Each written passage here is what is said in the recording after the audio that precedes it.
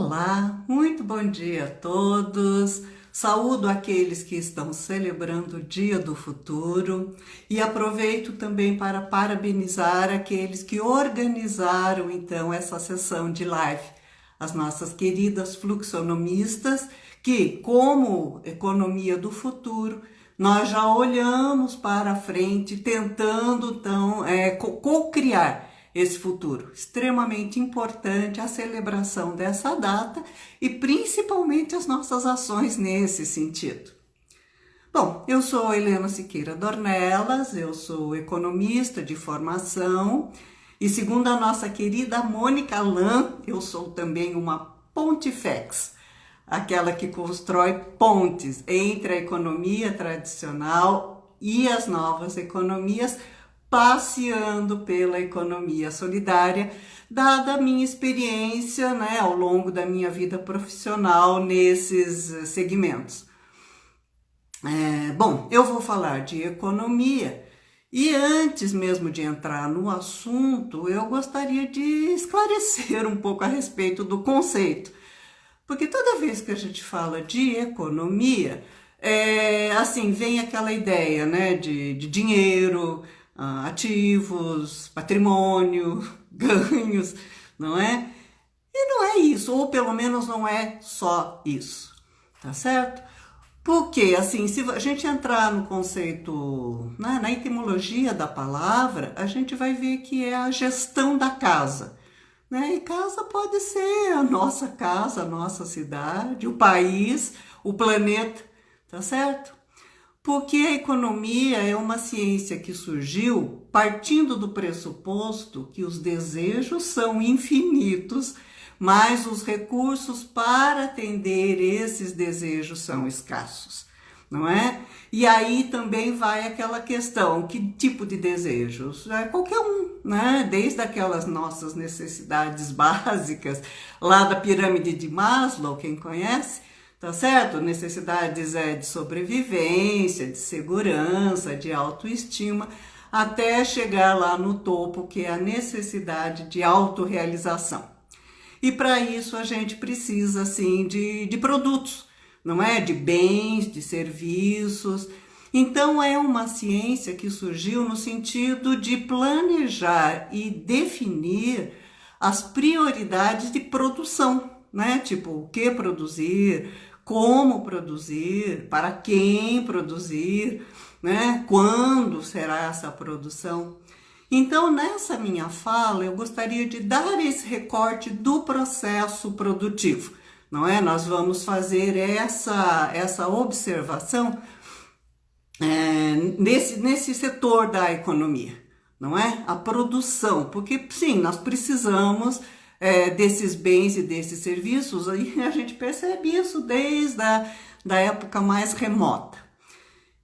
E não dá para a gente falar de futuro se a gente não passear um pouco pelo passado e entender, então, como nós chegamos nessa conjuntura, buscar alguma alternativa por aqui e aí sim olhar para esse futuro que traz para a gente aí tanta mudança, e principalmente tanta incerteza, principalmente nos últimos tempos, não é? Bom, eu convido a gente a ativar aqui o olhinho da imaginação, ligar o botãozinho da máquina do tempo e viajar lá para a Idade Média, e tentar visualizar como era ali o processo produtivo. Então a gente vai ver aqueles grandes feudos, aqueles senhores feudais, com grande extensão de terra murada, cercada e milhares de servos que trabalhavam para o senhor e também trabalhavam um pouquinho para si, não é? E o que eles produziam? Eram basicamente camponeses e artesãos que produziam para si e um pequeno excedente para troca. Até porque era uma economia fechada, não é? E praticamente não havia a figura da moeda. Aí depois a gente viaja um pouquinho mais lá para frente, a gente chega no Renascimento, 1453, é a data limite. Mas enfim, o processo veio acontecendo e um professor dizia que foi a época que a gente superou o medo para acabar com a opressão. Então aí rompe-se as muralhas, começam a surgir as cidades, os burgos, começa a florescer o comércio, volta a figura da moeda como meio de troca. E aí aqueles camponeses e aqueles artesãos precisavam começar a produzir um pouco mais, não é? Não era só subsistência, eles produziam para comercializar. E esse foi um processo que permitiu muita acumulação, não é? Aquelas pessoas que tinham esse tino para o comércio enriqueceram, e aqueles também que foram os precursores dos banqueiros, não é? Os ourives, que recebiam então o dinheiro, né, dos mercadores, que só ele tinha cofre. Então, por conta de segurança mesmo, os mercadores depositavam ali junto ao ourives, que emitiam um recibo, não é? E os mercadores transacionavam com o recibo, era muito mais fácil do que carregar a moeda, tá certo? As pessoas que precisavam, então, pediam emprestado, ele emprestava, claro, não é? Né, mediante garantias, ou seja, se o credor, então, se o devedor, né, não pagasse, então ele perdia lá todas as suas propriedades, o que tinha dado em garantia, não é? E também levava o recibo. Quer dizer, numa dessas, ele emprestava muito mais do que ele tinha de lastro lá em seus cofres. E qualquer semelhança com o nosso sistema financeiro não será mera coincidência, né? Os bancos realmente sabemos têm o condão de multiplicar as moedas, não, tá certo? Emprestam 5, 10, 20, 30 vezes mais do que tem de lastro. Mas enfim, esse é um processo que surgiu nessa época e é legal que a gente entenda isso, tá certo? Até para entender como nós funcionamos hoje. Mas o grande divisor de águas mesmo foi a Revolução Industrial, sem dúvida nenhuma, não é? Com o advento das máquinas, aqueles artesãos, aqueles camponeses perderam totalmente a competitividade, não conseguiam competir com as máquinas e foram então obrigados a oferecer a sua mão de obra em troca de salário. E não é que eles foram todos saltitantes, legal, vamos trabalhar na fábrica. Não foi, né? Houve lá pactos, né, entre esses mercadores ricos, ourives e governo, na época, que cercaram as terras dos camponeses, dos artesãos, expulsando-os para a cidade. E ali eles não tinham outra opção, realmente tinham que se sujeitar aquelas condições ultra degradantes. Então imagina também, né? Se a gente parar e imaginar, para quem trabalhava no campo, debaixo do sol, tinha lá a sua relativa autonomia, de repente se vê enfiado dentro de uma fábrica escura, fétida, fazendo aquelas atividades mecânicas, puxando a alavanca, apertando o botão, carregando sacos, enfim. Não é aquela coisa complicada, isso deu depois muito pano para manga, muita discussão, né? Inclusive isso também gerou depois a questão de sistemas econômicos distintos mesmo, não é? Onde se preconizava que o meio de produção, né? Ou seja, a forma de produzir não podia ser privada, ela tinha que ser no mínimo estatal, no mínimo coletivo, tá certo? Então a gente para pensar, né? Do ponto de vista da produção, antes da Revolução Industrial, o produtor que detinha seus meios de produção, não é? Aquele tecelão, então, que tinha lá sua plantação de algodão, que tinha os seus carneirinhos, e que tosava o carneirinho, cardava a lã, fazia o fio, fazia o tecido, tingia o tecido e oferecia para o mercado, ele era pleno detentor dos seus meios de produção. Ele tinha como fazer aquilo. Depois, né, quando ele perde a competitividade com as máquinas, aí não tem como. Tem mesmo que ir para as fábricas, não é? E aí, nessa época que a gente percebe, né, e eu gosto muito dessa abertura, quando a gente percebe que um grupo de tecelões em Rochdale, na Inglaterra, em meados do século XIX, em 1844, para ser mais preciso, eles se cansam de tanta exploração, de trabalhar 8, 10, 14 horas na fábrica em troca de um salário ínfimo, sem direito a nada, não é? Então, eles, durante um ano, olha, gente, a perversidade, durante um ano, eles conseguem poupar 1 libra esterlina cada um. E com 28 libras esterlinas, eles criam, então, o que foi constituída a primeira cooperativa de consumo do mundo, não é? Dando vez, então, a um sistema de produção diferente. Porque nas fábricas havia o dono da fábrica e todos os funcionários. O dono da fábrica, ele se apropriava praticamente de todo o resultado. Ele só pagava os salários e todo o lucro, basicamente, é embolsado pelo proprietário. No sistema cooperativista já não acontecia assim. Era um sistema autogestionário, onde, em princípio, né, todos distribuíam ali o trabalho, as responsabilidades e os resultados. Olha que legal! Não é? E então isso daí foi um sistema assim que realmente revolucionou a época e foi bastante desacreditado, diga-se de passagem, né? O pessoal olhava e falava, isso não vai dar certo. Mas deu muito certo, se espalhou pelo mundo todo. E é bem interessante porque ele começou a abranger também outros segmentos da economia, né? Não só a questão da cooperativa de consumo, mas as cooperativas agrícolas, as cooperativas de habitação, de educação, as cooperativas de crédito, que no Brasil principalmente, né, tem evoluído bastante e já detém inclusive seus bancos cooperativos, não é? Que atuam de uma forma muito diferente, promovendo o desenvolvimento local e com moeda social, moeda criada e aceita nas determinadas comunidades. Então, além do sistema cooperativista, depois também surgiram outras práticas, como os clubes de troca, por exemplo. Não é também mediante moedinha social. Então, eu não tenho dinheiro, mas eu tenho um saber, eu tenho um produto, eu tenho um bem que está lá encostado na garagem e que eu posso trocar por uma outra coisa que eu preciso. Olha que interessante, que alternativa para esse nosso sistema capitalista, né? Mercantilista, inclusive, que vivemos. Então, é interessante a gente observar essa ponte que se criou novamente, não é?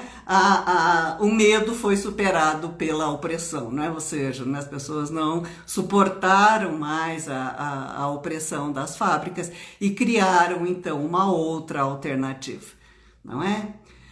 Mas, voltando ainda à questão da Revolução Industrial, a gente pode dizer que foi uma época em que foi criado esse nosso sistema, então, capitalista, da forma como a gente conhece. Ou seja, os detentores de capital possuem os meios de produção e quem não detém o capital não consegue deter meios de produção e oferece a sua mão de obra. Não é? Então foi basicamente Revolução Industrial e as revoluções burguesas, né, Revolução Francesa, né, do ponto de vista político, que então constituíram esse sistema que se tornou hegemônico, né? Houve lá dissidências aí ao longo da história, mas ele se tornou hegemônico e é assim então que nós atuamos atualmente, tá certo? E agora, a gente olhando aí para a questão das novas economias, né? E a gente percebe que isso nós aprendemos lá na fluxonomia, que a sociedade em rede, que nós conseguimos observar, o desenvolvimento das tecnologias, da forma como vem acontecendo, e principalmente os nossos recursos intangíveis, né? Ou seja, aqueles que a gente não sabe que tem, mas tem, não é? A gente consegue, então, estruturar uma nova forma de economia, não é? E vamos ainda manter o recorte da questão da produção, porque nós precisamos, isso vai continuar acontecendo, tá certo? Então agora é hora de a gente parar, perceber esse contexto que a gente vive, que infelizmente ele é hegemônico, mas infelizmente ele é um sistema excludente, ele parte aí de um pressuposto de escassez, não tem para todo mundo, a gente sabe disso, e cá para nós é um sistema que realmente privilegia o capital, isso é inegável. Tá? Por todas as minhas andanças aí pelos mundos econômicos, isso ficou muito patente, muito patente. Um dos exemplos, né, foi na época que eu trabalhei no Diese, então a gente fazia assessoria a sindicatos. Na época eu assessorei o Sindicato dos Bancários e fiz um levantamento, uma pesquisa a respeito da distribuição do resultado dos bancos, aqueles pequenos resultados dos bancos, tá certo? E aí a gente percebe que a participação dos lucros e resultado para o trabalhador é assim, a regra é a seguinte, é no máximo 5% do lucro líquido e ainda incide tributação, não é?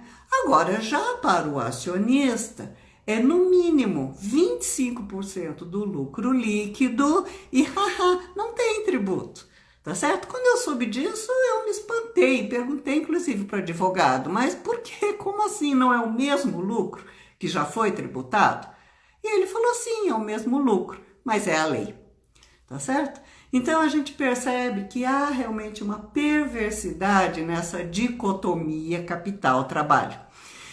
Então, né, e agora com essas mudanças todas, não é? Principalmente com esse vendaval tecnológico que a gente tem, não é? A gente olha para frente e pergunta, mas como será?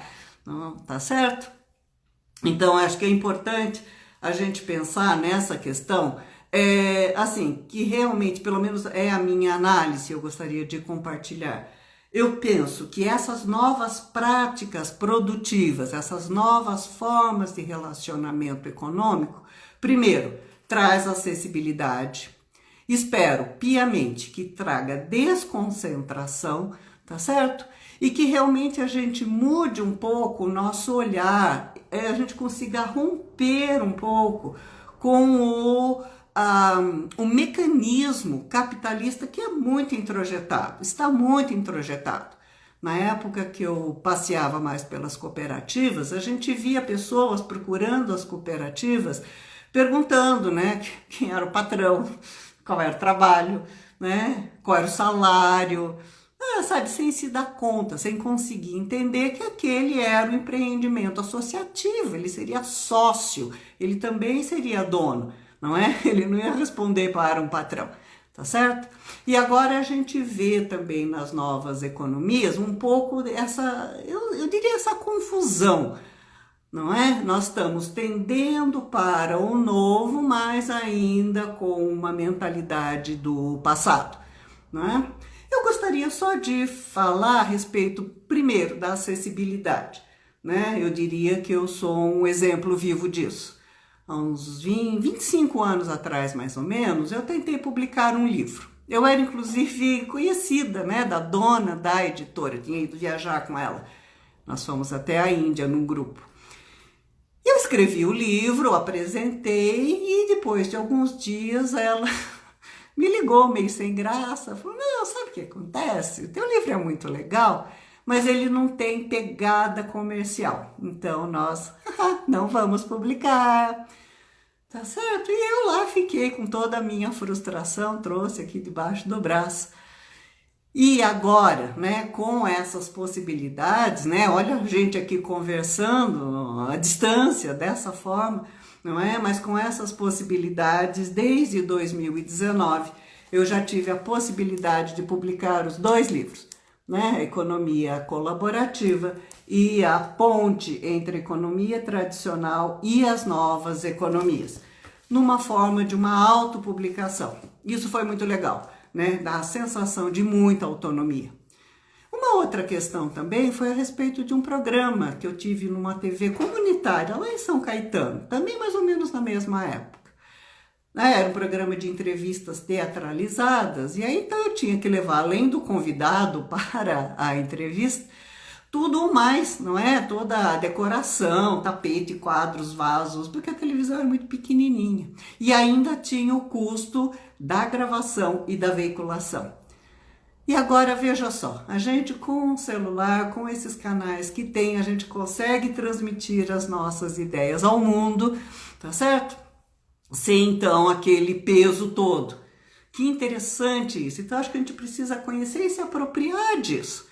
Eu lembro que também na época, quando eu vi nessa possibilidade de transmissão de conhecimento mesmo à distância, eu cheguei a formatar um curso. E eu usei a estrutura da TV para fazer esse curso, né? Era um curso de automotivação feito através de fita de vídeo. Lembram-se dela? Acho que muitos nem conheceram. Era uma fita de vídeo e uma apostila. E na época eu até consegui parceria da Universidade São Francisco. Mas depois, com a chegada da internet, é óbvio que esse projeto não conseguiu se sustentar. Enfim, não é? Mas de qualquer forma, agora eu consigo realimentar esse meu projeto de curso de educação à distância, que é o que eu estou fazendo, inclusive. Não é? Então, eu penso assim, que essa questão da acessibilidade, se a gente puder conseguir se apropriar, eu penso que vai ser assim bastante interessante e democrática mesmo. Vamos democratizar o acesso àquilo que sempre teve disponível, mas nem sempre estava acessível. Uma outra coisa que eu prezo também, que eu observo, espero mais do que tudo, é realmente essa possibilidade de desconcentração de riqueza e de oportunidades.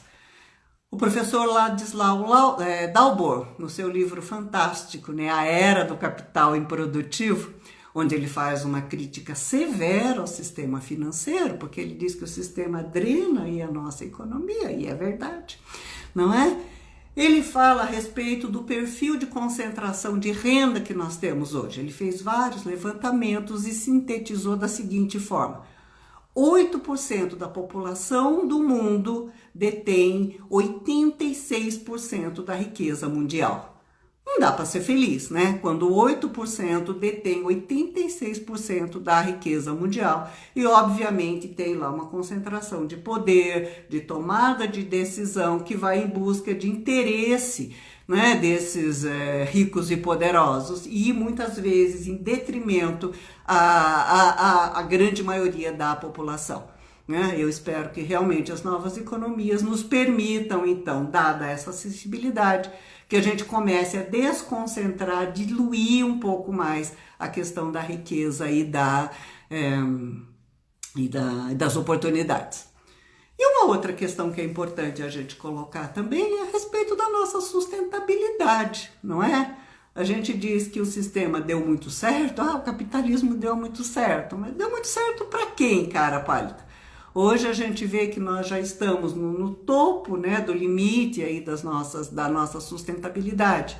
Eu recomendo, inclusive, a leitura da Economia Donut, da professora Kate Hayward, lá de Oxford, onde ela fez um levantamento e ela propõe a economia donut, que é a economia da rosquinha, não é?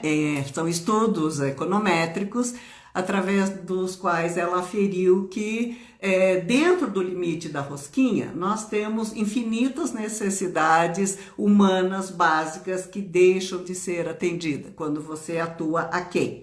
Quando você atua além da rosquinha, você começa a comprometer os níveis de sustentabilidade do planeta, ou seja, o planeta não tem fôlego, não tem material, não tem estrutura para absorver esse nosso sistema produtivo que pressupõe extração da matéria-prima, transformação, venda, consumo e descarte, tá certo?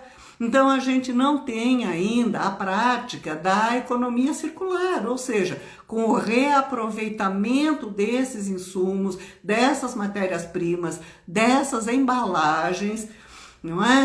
Isso é uma coisa muito perversa. Nós precisamos rever isso, porque chegaremos no momento que nós, não é que vamos extrapolar, já estamos extrapolando os limites, né? Ela fala que 4 dos limites externos já foram extrapolados. Que um deles, assim, com bastante urgência, é a questão da mudança climática. A gente sabe disso, nós estamos sentindo na pele essa questão, não é? Essa questão do aquecimento global. A gente teve lá aquele tratado lá do protocolo crédito de carbono, que também não resolveu muita coisa, porque quem poluía continuou poluindo, tá certo? Então medidas mais drásticas precisarão ser tomadas, e é legal que a gente tenha essa consciência e faça o nosso papel, né? Então, para sintetizar, o que nós vemos aí nas nossas novas economias? Primeiro, a questão da acessibilidade. Eu acho que é bem legal a gente se posicionar nesse sentido. O que já está disponível e agora se torna mais acessível e que eu posso me apropriar, não é? E depois, segundo, a questão da desconcentração mesmo. Como é que a gente espalha, então, essa imensa riqueza que nós temos, as imensas oportunidades que estão concentradas nas mãos de tão poucas pessoas. Como é que a gente faz isso? De repente nós temos um papel ali a desempenhar. E principalmente a questão da sustentabilidade. Sempre tem alguma coisa que a gente consegue fazer sim, no sentido da gente então reciclar, né? Aqui mesmo nas lives será falado a esse respeito. Reciclar materiais, ou olhar de novo para o nosso lixo, né? E perceber que ali tem uma riqueza assim. Aliás, se vocês se derem conta ou procurarem a respeito de crédito, de reciclagem, eu tenho esses artigos todos no meu site, se vocês tiverem interesse. É legal porque parece assim que havia uma lei, né, aqui de 2010, ainda do governo Lula, falando a respeito da obrigatoriedade do reaproveitamento. Só que foi uma lei que não pegou, não é? Mas agora diz que as empresas estão percebendo que tem riqueza no lixo, ou seja, que o lixo pode se converter em dinheiro. E aí começa esse sistema de crédito, de reciclagem, juntando então as cleantechs, né, que são startups que estão surgindo, junto com as cooperativas de reciclagem. Olha só, as cooperativas também fazendo parte desse processo, não é? Então, essa questão da sustentabilidade é fundamental, é primordial. Então, assim, repetindo, né, já que está esgotando aqui o meu tempo regulamentar, não é? Eu não consigo ver aí se tem perguntas, não é? E também não vou conseguir responder. Mas caso haja dúvidas, sugestões, por favor, me mande no direct e, enfim, né, e a gente pode trocar figurinha assim, tá certo? Bom, por hora é isso, né? Nós já fizemos um passeio lá no passado, nós vimos o processo produtivo do passado, nós vemos agora o processo produtivo do presente, não é? Ainda muito calcado naqueles modelos passados, não se iludam, né? Com toda a tecnologia, ainda existe muito sistema de fábricas, de operários, de coisas manuais, tá migrando, tá mudando, mas ainda não mudou, tá certo? E essas mudanças estão chegando aí num ritmo exponencial, né? O nosso corpinho é o mesmo, a gente viu isso lá na fluxonomia também, né? O nosso corpinho é o mesmo, o nosso dia só tem 24 horas e essas mudanças chegam aí com força de tsunami, de tornado, de furacão, tá certo? E isso daí realmente nos desestabiliza. Então, assim, a minha recomendação, primeiro, que a gente mantenha esse eixo, que a gente mantenha esse centro, que a gente olhe, sim, para a nossa conjuntura econômica. Muita gente acha que é um assunto árido, né, para especialistas. Não é, né? A professora Kate Haworth, é aquela da economia Donut, ela fala que nós somos que nem peixes, que vivemos totalmente alheios a essa conjuntura molhada no qual a gente está inserido. Ou seja, nós somos alheios ao nosso contexto econômico. E eu acrescento que por conta desse alheamento, né, nós corremos o risco sim de nadar contra a corrente muitas vezes, e a gente faz isso, e principalmente começar a morder iscas apetitosas que nos aparecem vez por outra. Tá certo? E à medida que a gente morde, a gente sabe, não é? Que nós estamos fritos literalmente. Haja visto um grande contingente de pessoas endividadas e esse número cresce gradativamente no país. Infelizmente, não só no Brasil, no mundo todo. Há um forte estímulo para o consumo, não é? E sem condição disso, né? A gente sem ter o amparo, como amparar esse consumo. Aliás, tem uma última questão que eu gostaria de colocar, que é um pouco uma atenção a respeito de uma perversidade que as novas economias podem trazer, sim. Não é? Nós sabemos que numa economia de livre mercado nós temos oferta e demanda, em princípio, em equilíbrio, tá certo? O que nós estamos observando nesses grandes aplicativos? Há um estímulo muito forte para a questão da demanda, do consumo. Então a gente vê, por exemplo, se eu preciso de transporte, ao invés de chamar um táxi, eu chamo um Uber, é mais rápido, é mais barato, é mais prático. Se eu quero comer uma pizza, eu não preciso lá da pizzaria, eu peço pelo iFood. Só que com isso, o que a gente está constatando? Que ao lado do consumo, da demanda, está relativamente satisfeita, os aplicativos vão muito bem, obrigados, crescem exponencialmente, mas o lado da oferta pode começar, ou já está, se precarizando. Né? A gente tem visto aí depoimentos de pequenos empreendedores se sentindo sobrecarregado por esse excesso, sendo obrigado a diminuir os seus preços e aumentar os seus custos, porque tem que aumentar a jornada de trabalho, tem que ter uma produtividade maior, e principalmente a questão dos distribuidores, não é? Aqueles motoristas aí, aqueles motoboys de aplicativo. Né? A gente percebe que eles trabalham muito, ganham pouco, não tem direito nenhum. Não sei porquê, mas isso me remeteu à época da Revolução Industrial. Não sei porquê. Bom, mas enfim, é isso. Então nós precisamos também tomar esse cuidado. Se não estamos pesando muito aqui no lado da demanda, precarizando o lado da oferta. Nós temos que viver em equilíbrio. A economia é a ciência do equilíbrio. E é isso que nós temos que buscar. Tá certo? Bom, já esgotou meu tempo regulamentar.